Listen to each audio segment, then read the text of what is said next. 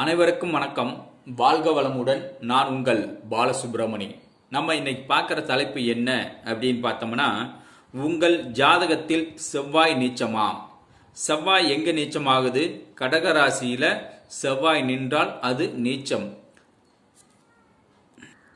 செவ்வாய் நீச்சம் ஆயிடுச்சு அப்படின்னா அதோட பவரை எப்படி ஏற்றிக்கிறது உடம்புக்கு? செவ்வாயோட நீச்சத்தை நம்ம எப்படி சரி பண்ணுறது அப்படின்னா, நீங்கள்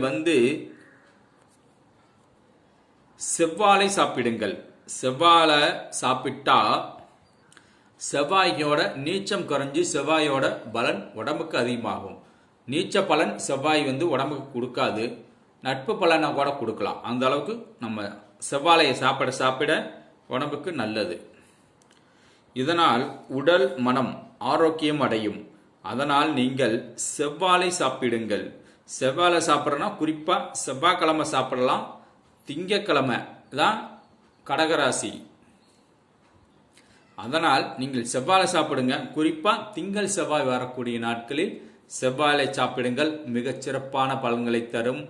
மகிழ்ச்சியாக வாழுங்கள். மன தைரியத்தை தரும். பலமாக வாழுங்கள். வாழ்க வளமுடன். நன்றி, வணக்கம்.